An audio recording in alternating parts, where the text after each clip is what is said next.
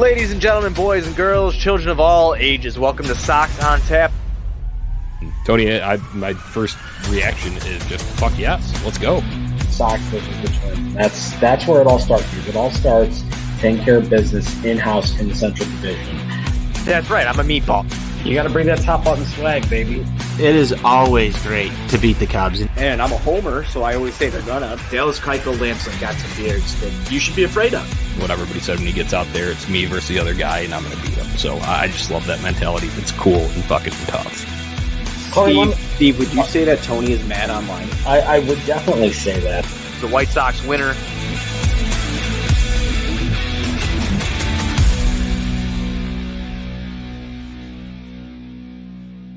Hello, White Sox fans. It's Tony on Tap, and tonight I am joined by NWI Steve, hashtag Set the Tone Steve, and Sean Roberts, and we are back on another edition of Sox on Tap. Johnny and I were here with you last night talking about the White Sox offseason, looking ahead into this season, and so much more. And, well, we're back again today because the White Sox decided to actually do some stuff.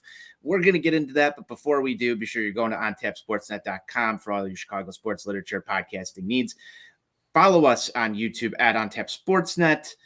Go subscribe and hop in the comments and talk to us while we do this show. Steve, Sean, how are you guys doing tonight?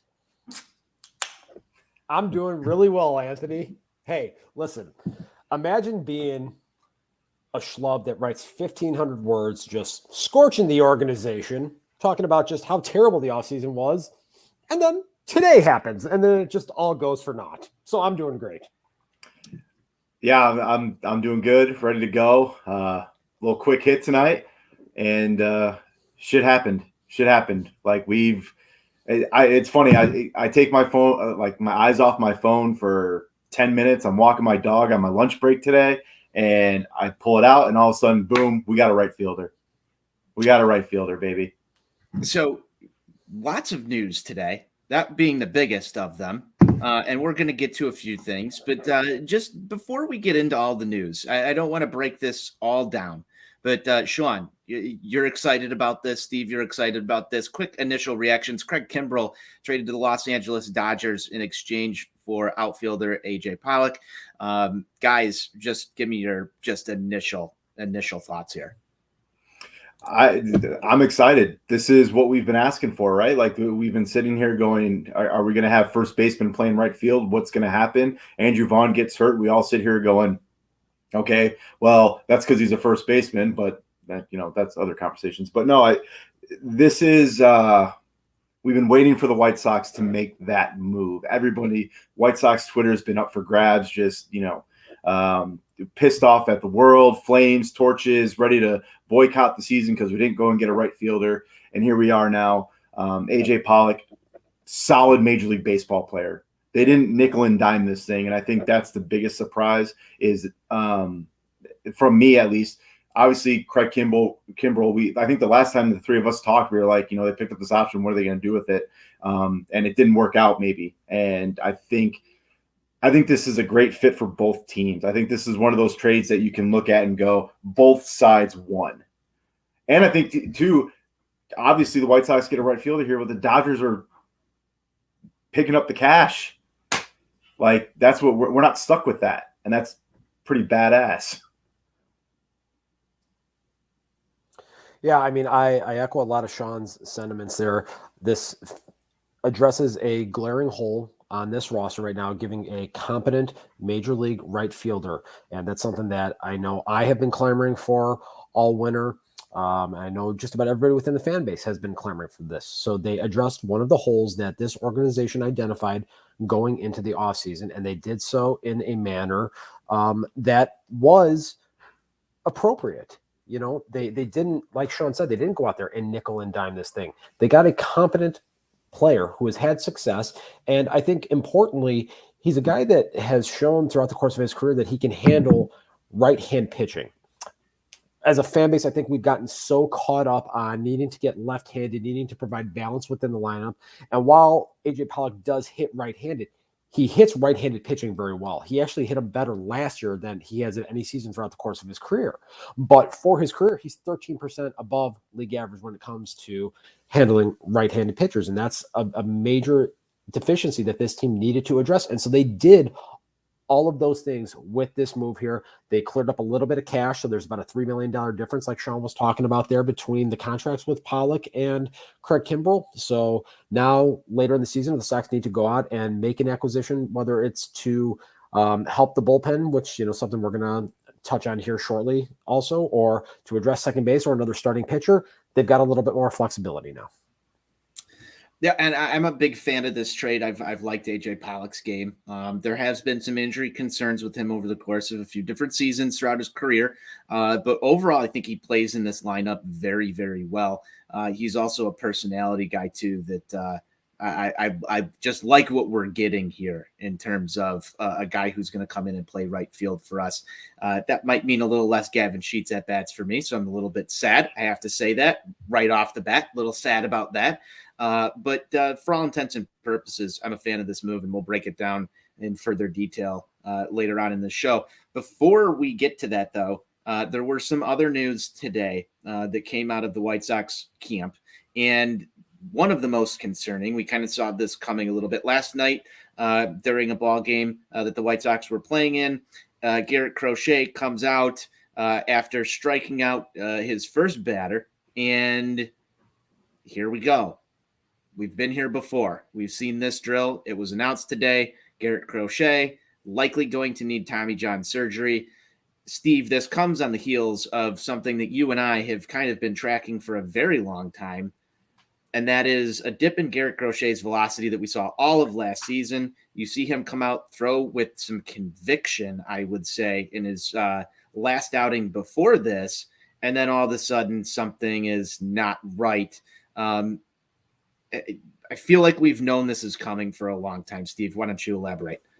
I think it all goes back to Game 3 of the 2020 Wild Card Series in Oakland. And I think the plan that was in place there, Crochet coming in relief for Dane Dunning. And when he had to exit that game early with forearm concerns, that's where everybody's mind went to. So this is a process that has been, kind of ongoing since October of 2020. And I think a lot of us, myself and Anthony, you included, thought that this was just a ticking time bomb, unfortunately. And you hate to say that, but just given the history here of guys with forearm issues like this and that dip in velocity, it really did just feel like it was a matter of time, unfortunately. And I think the other thing that's going to be tough for Crochet now is this has to all but put to bed any notion of him ever being a starting pitcher, at least for the White Sox. Maybe if he goes somewhere else down the road, maybe they could revisit this. But at this juncture here, I think it's pretty safe to say that the days of Garrett Crochet possibly being inserted into the rotation are all but dead. Yeah, I think early on, I think maybe the next couple, he's going to be out, 18 months? I think that's usually what it is. But you're right. This goes back to 2 years ago in the playoffs. Han did say today 11 to 13, which could potentially put him back on track to be ready at the start of next season. Maybe not April, but towards the front end of next year. No, I'm with. I think this is. I never looked at him as a starter. I've always looked at him as a bullpen guy. Maybe that's the funky delivery. Maybe that's just the awkwardness of him. But I think in a sense we all saw this coming. Obviously the injury back in the playoffs a couple years ago. But I think if you just look at his motion, he looks like one of those guys like, okay, when's the Tommy John coming? When's it going to happen? And here we are now. To be honest with you, I'm not that upset about it. I think I'm upset from a developmental standpoint. I'm upset. But as far as going into this season, I'm not too – this wasn't a Eloy Jimenez blow. This wasn't a Luis Robert blow. This is a blow that I think the Sox can manage and either fill a hole if and when needed. But come trade deadline, we talked about the money being freed up. If you want to go out and sign somebody off the street, you can go ahead and do that, and you don't have to really worry that much. This isn't a life or death blow like we almost thought last year with a couple of those injuries. So tinfoil hat time, real quick, guys. it was announced, and we talked about this, the runner on second base coming back in extra innings.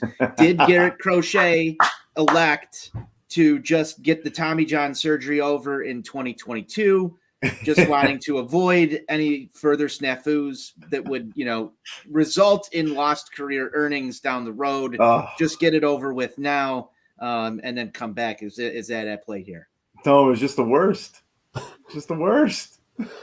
Listen, I don't know that it's that far-fetched. You and I, we have some, Sox on Tap conspiracy theory after dark conversations here. This one, it's not that far-fetched if you really think about it. And I know from having been in the ballpark for several of those meltdowns last year, Garrett Crochet trying to field the bunt with a runner on second base was a bit of an adventure. Yeah, I'm just wondering if that was at play here at all. No video of the actual pitch that was thrown that resulted in this. So, things are kind of hazy in spring training, not trying to spread conspiracy theories. That's tinfoil hat time for you here. But, it's interesting to me, the timing of this injury, guys. Yeah. I'll toss it over to Steve in terms of spring training overreactor. Steve, was he going too hard? We all know you can never go too hard in spring training. If I've taught anybody one thing in the last 2 weeks that we've been seeing games, is that you have to go out there with a sense of urgency, as if every time you step between those lines, it's game 7 of the World Series. You have to set the tone. And you can get Set the Tone t-shirts available. If you head on over to ontapsportsnet.com, head on over to our shop tab, or go to, I believe it is ontapsportsnet.bigcartel.com. Set the Tone t-shirts. They are on sale as of yesterday. Get them while they're hot. Our guy Johnny Nani's in here with hashtag Set the Tone. He had a better ad read for it last night, but I'll try my hand at it here. Guys, how concerned are we about the back end of the bullpen without Garrett Crochet for real here? You do lose 2 names out of this super pen that we had been talking about. Crochet was a guy that was able to provide you multiple innings out of the pen. You didn't want to see him in extra innings, but that pen is a little bit shorter than it was just 24 hours ago. Any thoughts? One of you brought up just a few minutes ago the fact that you might need to go address something now at the trade deadline. I forget who said that, but are you guys a little bit more concerned about the pen than you were 24 hours ago? I'm not. I think the Sox have done and I'm going to give Rick Hahn credit and the organization here. I think they've done a good enough job as far as addressing that depth with the bullpen. You have Liam Hendriks, you have Aaron Bummer. You go out and get Graveman. You have stuff in place for one of these to happen. Now losing Kimbrel is what it is. Like I can live without Craig Kimbrel on the team. This one, again, I'm not too concerned because you can go out and address these needs. As far as pitching goes, I'm not worried about the White Sox. Maybe a starter. We do need a starter, but bullpen, you have a super pen. Losing one active guy right now, I'm not too concerned about because that's a need that you can go and address. And I think they will if needed. I'm not too worried about it. At the end of the day, really, I've always been a big believer in trying to go out there and develop your own relievers versus paying for them in the open market. There's a couple of guys that are of interest on the 40-man roster, a guy like, Anderson Severino or Bennett Souza, so I think the news of Crochet going down stinks just from the standpoint of now you only have one established left-handed reliever in the bullpen. And everyone knows I am the conductor of the Aaron Bummer train. So do they need to, I think, find another option in the bullpen there to be able to address and be able to kind of counteract lineups and teams that are particularly left-hand heavy? Yeah, they do. So this is where guys like Severino or Souza are going to need to step up, and they've got a chance to play themselves onto a roster here. So that's going to be pretty important. But as far as overall concern level, like Sean said, it's not that great of a concern at this moment in time here. Bullpens are volatile from year to year, so they had some ups and downs, especially in the early first half of last season, and then they kind of right the ship towards the second half of the year. So I think that there are probably some guys that could come out of the woodwork here. And I talked about this on twitter.com earlier today. It'd be awesome if a guy like Kyle Crick, who has high level stuff, what if he goes out there and what if he has the Cliff Polite 2005 season? You know, you can almost always count on there being one. You guy. love the Cliff Polite season. Can we just put that out Who there in the Who open? doesn't love Cliff? But Steve loves the Cliff Polite season. Everybody loves Cliff Polite, but I think I want to see Steve rocking the Cliff Polite jersey on the south side this summer. Customize that. Don't threaten me with a good time because I'll do it. Okay. But the point just stands. I mean, you could have a guy come out of nowhere and have that lights out career year. And, a situation like this with Crochet, that would really help now. And let's be honest with ourselves. When Garrett Crochet came into a ball game last year, where was your confidence level? I would say it was probably somewhere near the middle, Sean. I mean, for as many times as I text you guys about oh shit, the wheels are about to fall off. Crochet was still somewhat near the top of my bullpen options where I was like, okay, this isn't Jose Ruiz. Or this isn't, some just guy that we saw between the back half of 2016 and up to 2020. So even into there. So it wasn't Juan Minaya? It wasn't Juan Minaya. The names, man, the names. We could have a whole article Juan on Minaya. Sportsnet of White Sox relievers that, graced us with their presence through the rebuild. If I don't want to tempt Steve with a good time, there it is. I can see him lighten up with this one. But Sean, I was fairly confident with Garrett Crochet. Yeah. And I think some of that was how he exploded onto the scene in 2020, throwing 101, 102. Our guy Johnny Nani joked around the other day when I, mentioned how great Garrett Crochet looked. And he's like, are you concerned that he's not pumping 105? Well, absolutely I am, because I was waiting for this to happen. That's why. Yeah.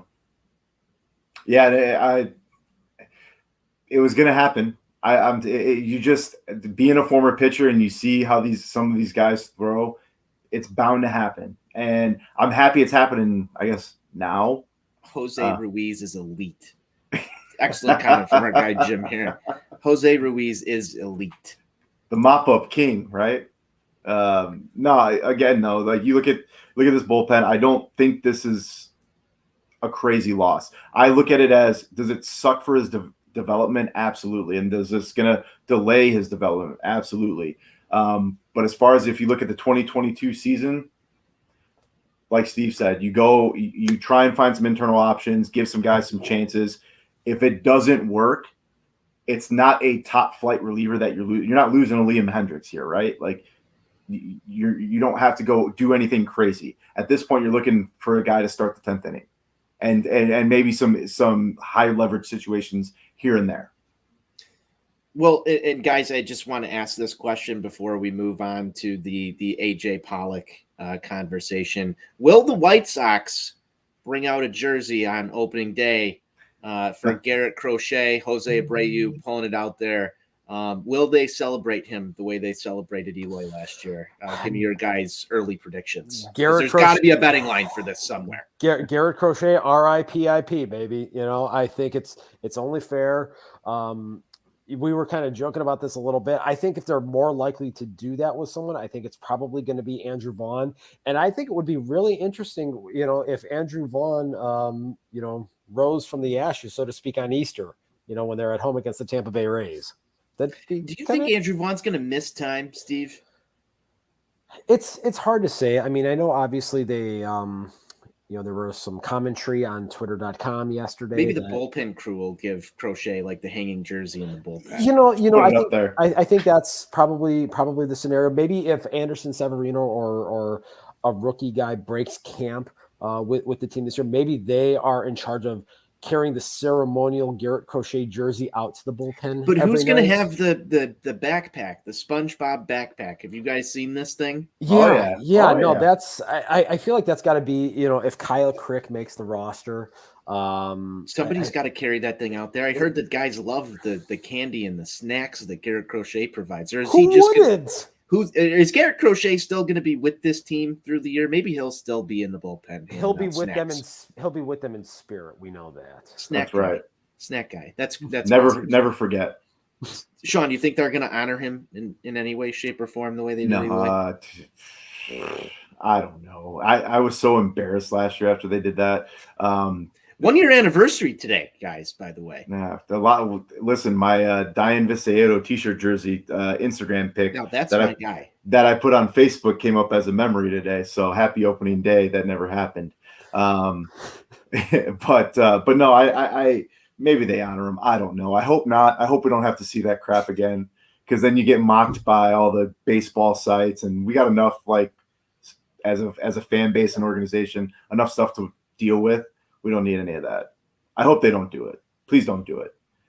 Andrew Vaughn, by the way, I think is out 2 weeks. I could just imagine a SpongeBob backpack hanging in the White Sox bullpen all season. That would be great. Great content. Jordan, I love that suggestion.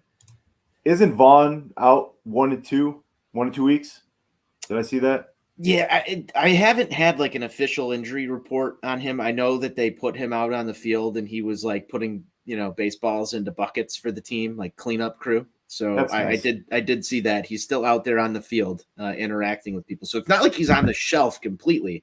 But I'm just curious as to if he'll miss any time. And I want to talk about him extensively in this next kind of conversation about AJ Pollock as we move along here. Major acquisition. I would assume that AJ Pollock is going to see the majority of playing time in right field.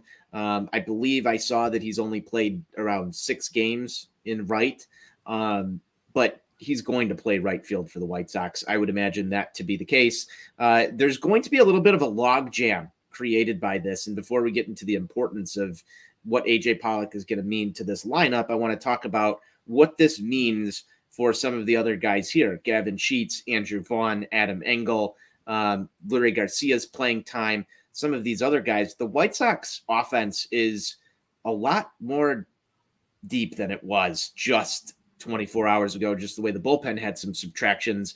There's going to be some guys fighting for some playing time. And I kind of like that now that I think about it. It's going to make every at-bat even more critical for some of these guys like an Adam Engel or a Gavin Sheets or even an Andrew Vaughn, because the playing time is going to get a little bit slimmer for each of them. What do you think this means for some of these guys? And realistically to you, the 2 names that I'm most concerned about, Andrew Vaughn and Gavin Sheets, what's that mean for these guys? Steve. Earn your spot in the lineup. Look, good teams have an abundance of good players. There's a reason why the Los Angeles Dodgers have been the most successful organization in baseball for the last decade. Everyone wants to talk about the high payrolls and how much money they spend. They are successful because on their 40-man roster, they have about 32 to 35 legitimate major league players that they are able to plug and play on a night in and night out basis. So the more quality players you have, the better off your organization is going to be. And the fact of the matter is, this team has, particularly when you look in the outfield, a collection of guys that do not have clean health histories. Luis Robert has played 100 games one time since he's been in the White Sox organization. Eloy Jimenez has an extensive injury history. Andrew Vaughn now has some injury history. Adam Engel has had issues staying on the field. AJ Pollock, we talked about this, has had a spotty injury history. So now you have guys that if one of these players has to go on an IL stint for 10, 15 days, whatever it is, you can plug in another option that is a major league caliber option. And that is the goal. And that is what quality organizations do. It also gives Tony La Russa flexibility now to be able to mix and match depending on who is, who the opposition is throwing out there on a day in and day out basis. And a lot of people joke about Tony, and I've been a critic of him since this hire was made. But the fact of the matter is, he does have a good pulse on what is going on in that clubhouse. So he has a good sense of when a guy is not in a good frame of mind, particularly. And okay, maybe we want to give this guy a day off. And guys like me sometimes will get mad online about it, and then it ends up working out in the end. This just gives him more flexibility, more ammunition. And like you said, it lengthens the lineup, and that is what quality teams do. Yeah, I mean, this is you're making nothing's ever going to hurt when you add more depth to your team. This is making your team more bulletproof, right? So Adam Engel, right, injury prone. It's something's going to happen, right, to one of these guys. It's one, hopefully for not long, but this way you can plug somebody in like a Gavin Sheets and Andrew Vaughn, guys that have had major league at bats, guys that can produce. I mean, Gavin Sheets hit a home run in the playoffs, right? Making this, I think this was the biggest thing, right? Because we knew right field was kind of a hole. You had 2 first basemen playing right field. Could they do it? Yeah.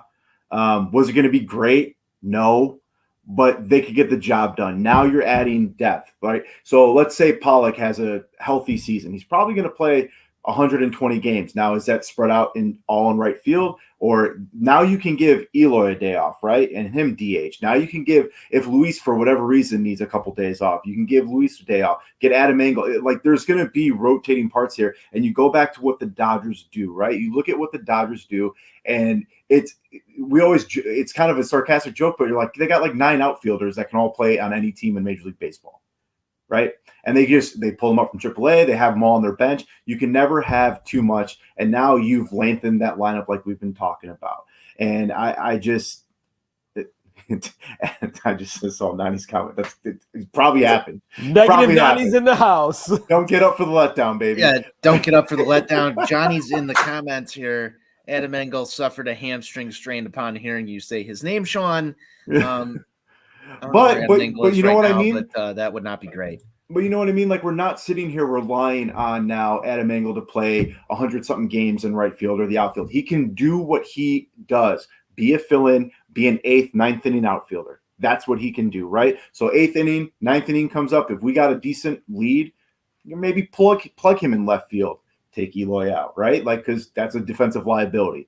So I love this. If true. I love this move, not only from an offensive standpoint. They went out and did something. They got money back out of this somehow, some way. Like this is a huge win. This is a huge win. One other key point I want to make on this, just from a defensive aspect of adding an actual outfielder to this mix here. The person that I think is going to benefit the most from this, and I've been talking about this all winter, is none other than Luis Robert.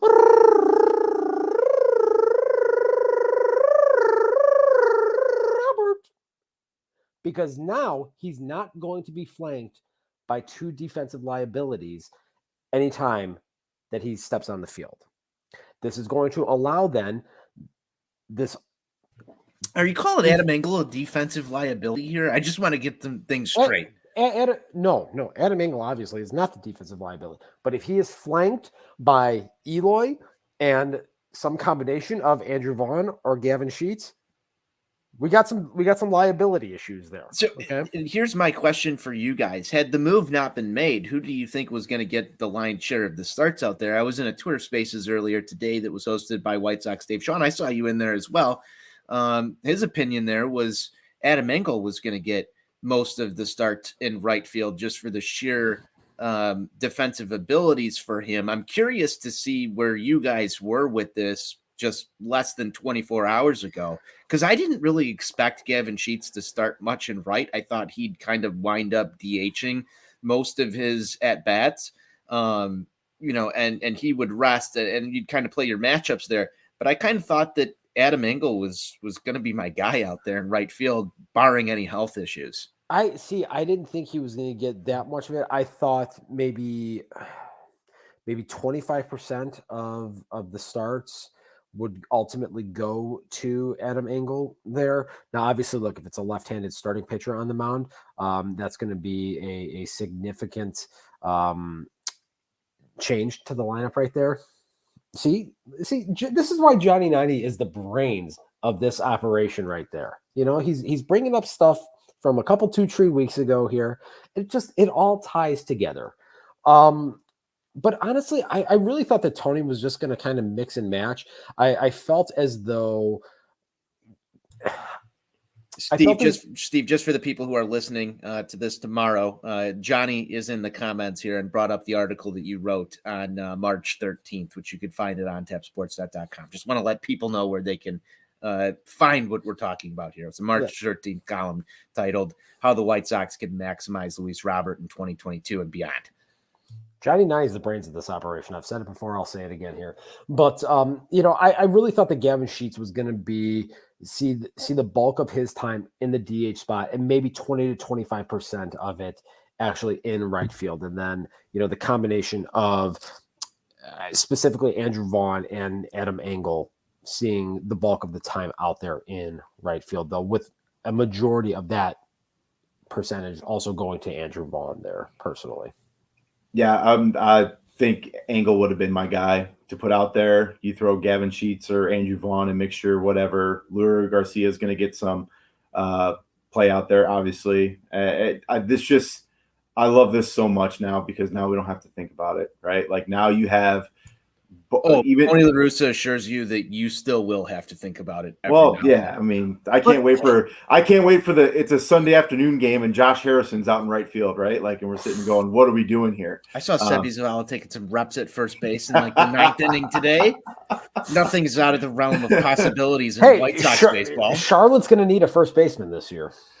So I don't want to go down the rabbit hole of backup catcher right now, but like haven't seen a lot of Zach Collins lately. Well, he's in AAA now. He got optioned down to AAA. Exactly. So, yeah. I actually had that on my notepad today of things I want to maybe get to, but I know we're trying to keep this as a quick hit tonight. But maybe we'll swing back on this topic here. Zach Collins. Oof. Oh boy. Oof. Not great, Bob. .gif. Zach Collins. Truthers mad online today. That's what we call a tough scene. Yeah, that's real rough. Speaking of tough scenes, Steve, this trade that was made today. You had to go there, Anthony. You had to go. I mean, there. you brought up tough scenes, so I just want to talk this one out with you boys live on air. What was with the? I said that this team still has the chance to make a move until the trade deadline. And your reply was, I do not see how this team can make a significant acquisition via trade. And then it wasn't like 12 hours later that Rick Hahn served the ultimate justice in the Sox on Tap group chat. Then AJ Pollock was acquired. And here we are on the show live talking about it. Steve, I go to you for your response to how all that went down. Here's my response, Anthony. I think White Sox Nation as a whole should be thanking me because of me making that comment, putting it out there into the universe, me spending the time to craft 1,500 articulate words, blasting Rick Hahn into the sun for not addressing right field and other positions. All of this collectively out there in the universe, as our boy Buzz would say, it manifested this move. White Sox Nation should thank me and me only for this move happening. That's my response. I appreciate you. Sean, I want your introspective here on the dynamics at play within the Sox on Tap crew. You're a newcomer here. I'm getting a feel for it all. I'm sure you've seen stuff like this happen before. What are your thoughts? I mean, you've been in the Twitter DMs for a little over a week, and you've kind of seen how this one played out. I just need your instant reaction to Steve's freezing cold takes. It's a tough scene. It's a tough scene. Yeah, hey, but if you want credit for it, if this is the route that we got to go, I think I responded today. I go, can you talk some crap about us not getting a starting pitcher or some nonsense so we can add another starter? Hey, that was included in the 1,500 words right there. So, if that happens in the next couple 2-3 days, again, I'm going to need everybody to thank me and me only. Hey, we talk about speaking it into existence. I think that's what we did here just a little bit. And now, again, I'm extremely pissed off. I'm just on the show entertaining you guys because I needed more Gavin Sheets home runs. I feel like this diminished the amount of fireworks I'm going to get out of Gavin Sheets this year. But overall, I'm very happy. I'm a big AJ Pollock fan. I've liked him for a long time. Johnny has tweets out there that he's liked AJ Pollock since he's been in Arizona. I think he's a ball player that's going to fit in very well on the south side of Chicago. As I said earlier in the show, the words are AJ Pollock is a south sider. And I think that that's the kind of player that's going to help drive this organization a little bit further in the playoffs, potentially, because he can take over a game. He's the kind of guy that you want on your team. Let's get into the impact that AJ Pollock himself is going to have on this lineup. Sean, I'm going to start this one off with you. Thoughts on just a wonderful acquisition, I think, by the White Sox. I said in the beginning, you're getting a Major League Baseball player. You're getting a guy that knows how to perform in the postseason. He's been there. He's done it. You're going to get a guy when healthy, he performs. He doesn't go through these seasons where he sucks. Now, knock on wood, because I know this is the White Sox. And anytime we get a legitimate acquisition, outside of maybe like Liam Hendricks, I refer offensively, like crap hits the fan. But no, I think I saw a mock lineup today where they got him in the 7 hole or around that. That's what, we keep going back to it, but you lengthen that lineup a little bit. And anytime you can lengthen a lineup, you add depth. This is a great move. And again, playoff experience. And we have a Major League Baseball player in right field. And I can't stress that enough, because we don't do stuff like this, right? Like we don't make. I was legitimately shocked today, because obviously none of us really saw it coming. But it's just, he's going to have an impact on this team, man. And I'm interested to see the fit, because this is a tight knit group. This is not a group that's like, I'm going to come in and be you got to be accepted a little bit, right? But you have guys like Tim Anderson, you have guys like Jose Abreu. They're welcome him with open arms. He's going to feel welcomed. And I think he is going to be a great fit with this group of guys. And on the baseball side of things, I can't be happier, more pumped. Steve, your thoughts? Provides length to this lineup. If you have a lineup where AJ Pollock is hitting 7th, I think you're going to score a healthy amount of runs. So this just, again, adds another dimension to this team, and a guy that I talked about this at the very outset of the broadcast here, handles right-handed pitching well. This was an area where this team has struggled for a couple of years now. He helps to address that need. This move is one that I didn't see coming. Look, Anthony, we were on the phone this afternoon when I got the text about the trade break, and I literally said to you, I go, something just happened, and I looked and I said, Sox just got AJ Pollock, and we both were just kind of in shock, almost, so to speak, because we weren't expecting that to happen. No. I think if Craig Kimbrell was going to be traded, I was kind of saying for a while, like, he's going to get traded. That's how they're going to get the backup catcher, is in a salary dump move for Kimbrell. I didn't think they were going to get an actual competent major league player for him, and here we are. And Jim commented again, Sox saved some money. This is what they try to do. It's the ultimate Rick Hahn play.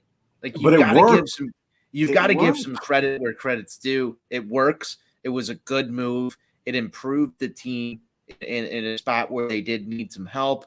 I mean, and I was probably the most confident out of this group, I think, going into the season with what we had. And yet here we are, and that's shored up a little bit. I even said it yesterday. I hope Craig Kimbrell comes back and is like a monster this season. I still hope he does for the Dodgers to an extent. I want the trade to work out for both teams. This was one of those deals where it's like, pleasure doing business with you, at least for me. Both sides win here. Both sides. It's a win for the Dodgers. They get a closer. They're going after a World Series. We get a right fielder, which we desperately need, a Major League Baseball right fielder that we desperately needed. And hopefully we play each other in the World Series. I mean, was it Jeff Passan has us beating the Dodgers in the World Series, I think. So there we go. And the other thing too that I've done some digging on him, and there was a few different tweets that were out there. I did see one that exercised some caution. AJ Pollock is an incredibly streaky hitter, is one thing that I've seen from some Dodgers fans and people who followed him in Arizona as well, where he'll have like an 0 for 30 stretch and then go like, just on an absolute tear where he cannot be stopped. there's going to be a little bit of caution with this that I'm at least going to exercise, because I don't want to like jump right into this. I haven't seen AJ Pollock spring. You need to set the tone in spring training. I can elaborate on this, Anthony. Yes, I'm going there, Steve. Give me 1 second. I'm going to hand this off to you. Okay. You got to set the tone in spring training. I don't know exactly where we're at. If there's one person that I do know who probably has already dug into AJ Pollock's hashtag stats, it's our guy Steve here, spring training overreactor. What are we getting? Well, you're getting a guy that's hitting 188 this spring. And so, we've thrown a lot of bouquets and exchanged a lot of pleasantries about the move here, but we're talking about a guy that's 34 years old. He's hitting $188 this spring. Is it possible that Father Time has caught up to him? I think we do need to exercise maybe just a little bit of caution here. So, Steve, I'm 31 years old. I've got 3 years left before Father Time catches up. I don't know. You've gone past this in your experience. You gotta let the people know here as the elder statesman of the group. Wow. You're calling 34. Old. That's it. 34. That's it. And Nelson Cruz has just gone yard again. I mean, I'm gonna be honest with you. I mean, listen, if I was on Nelson Cruz's vitamin regimen, I probably would still Has somebody tested that guy yet? I'm sure the tests have all come back clean. I'm sure of it. Yeah. But the fact of the matter is, up there in Minnesota. Listen, Anthony, you'll understand this as you progress through your 30s here. Each day gets a little tougher. You struggle to get out of bed a little bit more. You have a different part of your body that's aching a little bit. You're not selling me on AJ Pollock right now. Listen, I'm trying to be realistic about this here. I'm trying to help people understand that, look, it seems like all rainbows and unicorns right now, but the fact of the matter is there is a little bit of cause for concern here. We're talking about a guy hitting 188 right now. He's not setting the tone right now. He's got a couple of days left here to right the ship. Otherwise, I think we might have to have some real discussions about, did Rick Hahn get fleeced here? Sean's just chomping at the bit to jump in. No, I'm listen, I understand I understand the caution here, but this is why you go out and you make your team as bulletproof as possible.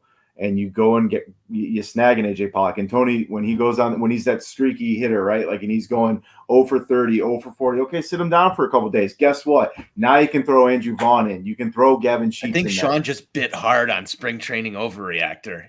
I did. I did. But I also, we kind of do have to take some caution here, right? Like, he gets hurt.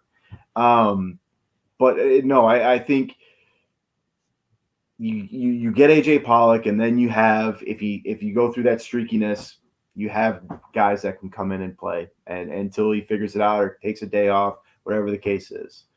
But yes, I bit hard on Steve there. And Steve got some good ones today, because I did see the tweet. Did I? That's where I led you into this, where you talked about, the White Sox trading for a guy hitting 188. And you got some interesting replies to your tweet there, Steve. I always do. There's always a few. Somebody actually asked you to take a step back for 2 seconds and realize what you're saying. He's setting the tone. He set the tone. And Steve was setting the tone. It was an interesting thing. If you want to follow Steve, it's scrolling across the bottom ticker here. Go follow Steve, and just remember that he is always out there. Hashtag setting the tone for everyone out there. Guys, we're going to wrap up here shortly. We've talked a little bit about AJ Pollock. We've talked about Garrett Crochet. A couple other news bits in the White Sox world that happened today. Lucas Giolito getting the deal done. Boys, let's go round table here. I'll start with Steve. Thoughts on Lucas Giolito and some of the comments that he made afterwards, bringing the media back and talking extensively about, how Rick Hahn worked, diligently to get this done.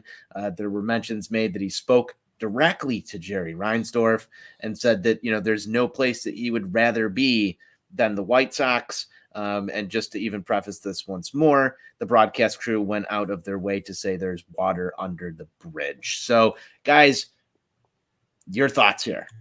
Yeah, I think it is pretty significant, the fact that they were able to reach agreement on this. It seemed like there was a little bit of hostility in the air last week when they weren't able to come to agreement. I think particularly when you think about Giolito's dad kind of being as outspoken on Twitter.com as he is. The fact that Lucas talked directly with Jerry Reinsdorf about this situation here and let him know that he does want to be here for the remainder of his career, I think is significant. And anybody that has come in contact with me for more than 27 seconds knows that there are a few people I've never met in my life that I have more disdain for than Jerry Reinsdorf, for the fact that he's been trying to ruin my life for close to 4 decades now. But the fact of the matter is there being direct line of communication there, I find to be very significant, because when you have that direct conduit to the owner, that usually leads to things getting done, a la Jose Abreu. So this is going to be an interesting story to kind of follow over the next 12 months or so. Yeah, this is something that as soon as I saw James Fagan have the tweet out there, that, and I think it's important to note here that Lucas Giolito, he didn't have to say this or do this, but bringing the media back to him to really get a point across. I really like that. I respect that. And making it known, like, yo, like Rick Hahn, these guys worked their ass off to get this done. I sat down with Jerry face to face. To Steve's point, like that's huge, right? Like that, you start having sit downs face to face with Jerry Reinsdorf, you're a made man.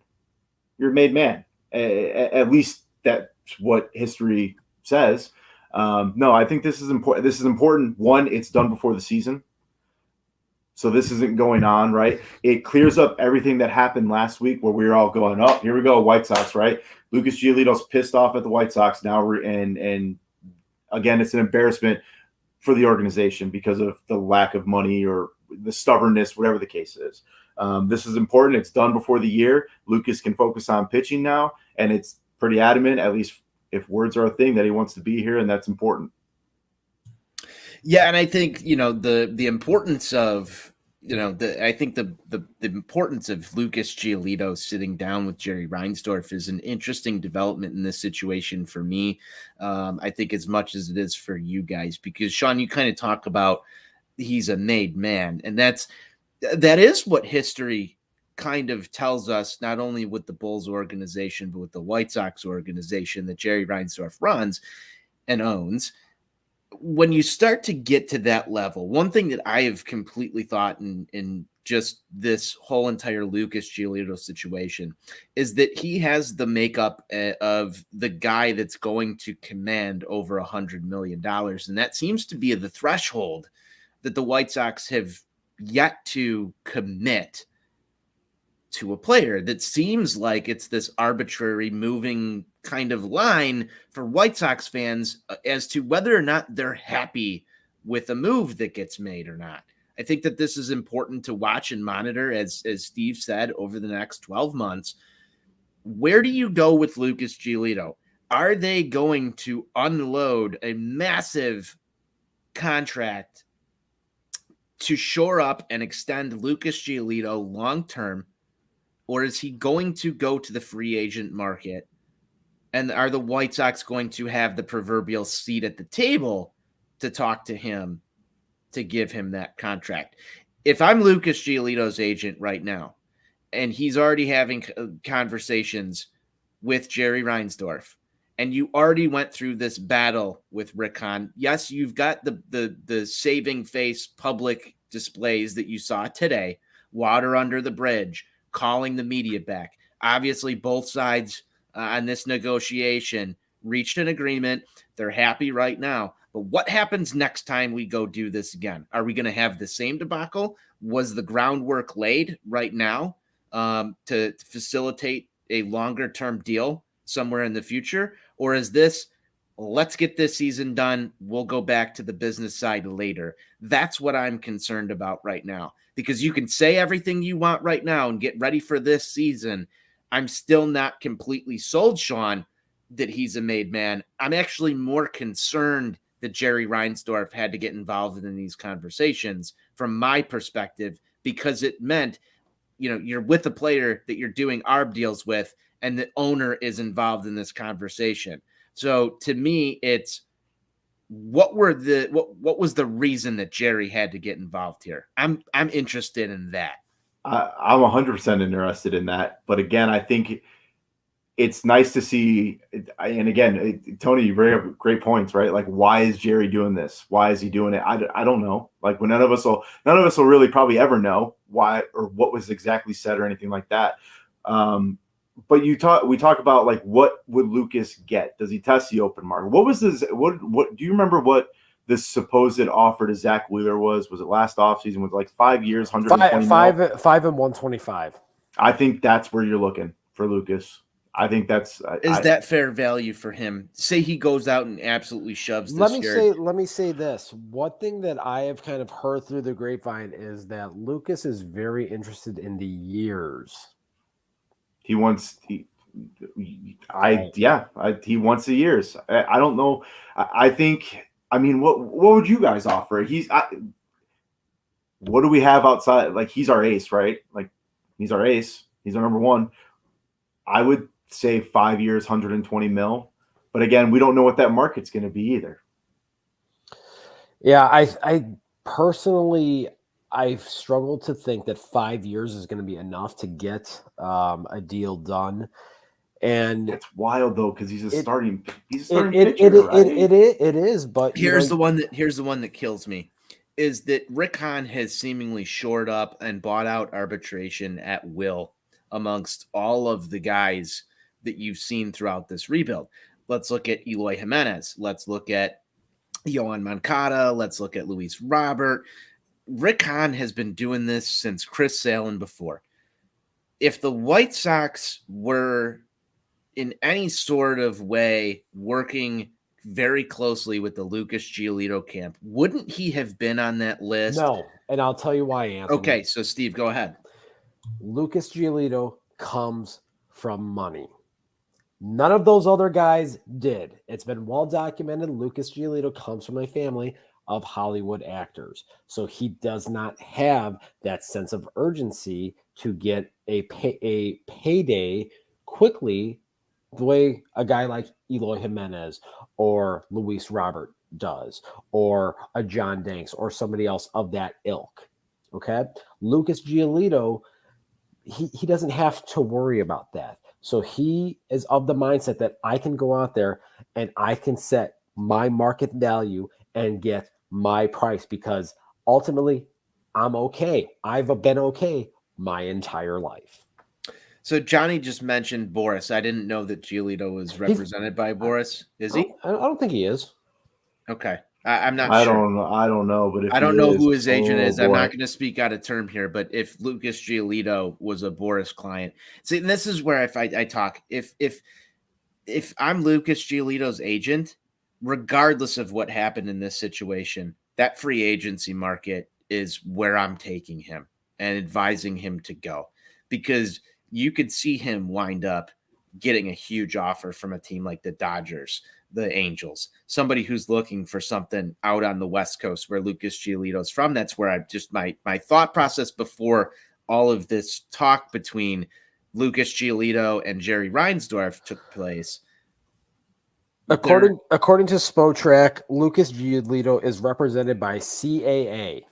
Okay, so not Boris. Johnny actually in the comments said that was hashtag fake news, disregard. Let's hope that Lucas Giolito doesn't get any ideas to, sign. I don't know. What do you Boris? But I feel like there's some tension here still, and they went out of their way to be overstated about it. That's just my opinion. That's not fact. That's just how I feel about this. The fact that Jerry Reinsdorf got involved in these negotiations is somewhat, and I don't know the regularity of it, guys. I'm not a fly in the wall in Jerry Reinsdorf's office, but the fact that that had to be stated today just raises my eyebrows a little bit. Steve, what do you think? What do you think it means with Jerry getting involved here? It's really hard to say. I mean, I think that it might be a scenario of him understanding or actually looking at the optics for a change and seeing how bad this situation looked from It's the a real bad look. it Tough was scene. Tough scene, guys. that was a hashtag tough scene right there. So part of me thinks that maybe this was his way of trying to mend some of those fences. But I think the fact that he was directly involved in this situation, to me, it just looks as though this is close to a made guy. I just think if you look at this historically, that's what it's always been. Because, if Jerry gets involved in a negotiation, that usually means that something is serious. I mean, Jerry got involved, and Jerry was the one that put together the terms on the Liam Hendricks deal. Because remember, Liam Hendricks was sitting out there all winter, and then Jerry was the one that decided, okay, we'll do this 4th year, but we're going to have this buyout included in there where you'll still get your money, but ultimately we'll get you off the roster if you're bad after 3 years. That was his concoction. So Jerry doesn't get involved unless he sees it of significance. Importance. Do I see Steve giving Jerry some credit? No. No, because we shouldn't have to have these conversations anyway, right? Like we shouldn't have to be having these conversations like, oh, Jerry's involved. Like it shouldn't have to come to that. I think you have 2 made men on this roster right now.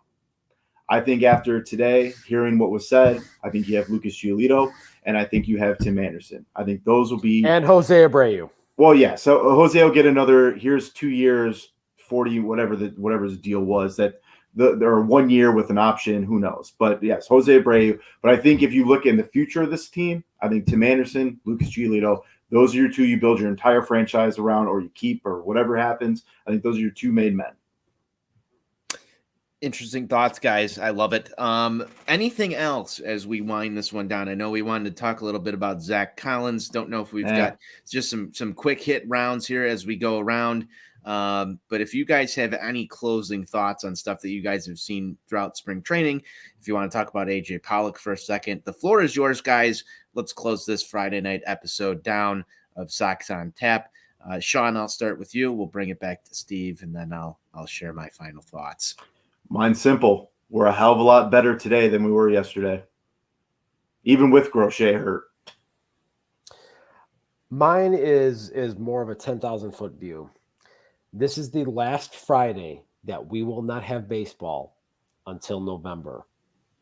Boys, it's almost fucking go time. And I can't be more excited.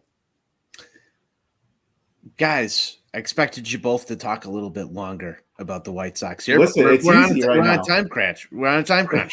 I'm ready to go, continue drinking beers and get on with my Friday night as well. Yeah, we'll get a text from Tony soon. He'll be playing Golden Tee. Yeah, there's a golden. I'll get a 3 a.m. text. There's a golden tee waiting for me. Happy Friday, boys! It's always nice to talk White Sox baseball with both of you. Just did this last night with Johnny, and I can't wait to be doing it almost every night as we get into the season. As I said yesterday, guys, it's going to be a really fun year to cover the White Sox, and I'm happy that we've got the crew that we have. So looking forward to everything this season with you guys. Beyond that. Just unexpected stuff today, stuff that we didn't see coming. I think that the White Sox organization was probably trying to get something done a little bit sooner than today. Obviously, it's not when it happens, it's that it happens. So I'm happy with the moves that were made, guys. We are a better ball club right now, at least in my mind, in terms of offense. I think this lineup, if I've got one final thought here, I think this lineup is one of the best White Sox lineups I've ever had going into any season that I've watched this team play baseball. 1 through 9, there's not a lot of automatic outs in this thing. In fact, there's close to none when you really look at it. And you can go to the bench, guys, and you don't have automatic outs.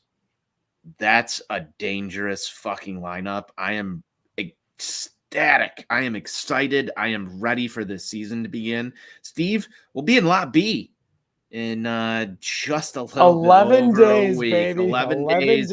days. 11 days. Sean's like, oh man, I wish I was there. Sean, like, drive in, like, call off work, take a sick day, man. I wish. Come be there. Anthony, you just got to make sure your babysitter gets there early enough so you can come out there and really enjoy the fun. Yeah, I'm not going down this path again. I got called soft. Tony's gone soft last time we had this discussion. We'll see when I get there. It'll depend on the night before how many rounds of Golden Tee I've got to play. Yeah, before you got I to get set to the bed. tone. It's opening day. You got to set the tone. Yeah. So, guys, it's the last Friday, like Steve said, before we'll have baseball. Crack them, enjoy it. Thanks for everybody who tuned into the show. Be sure you're going to ontapsportsnet.com. Be sure you go and subscribe to the YouTube so you can catch all the post-game shows. Come interact with us throughout the season. It's going to be a fun year around here. Guys, crack them. White Sox forever. Go Cheers. Sox. White Sox for life.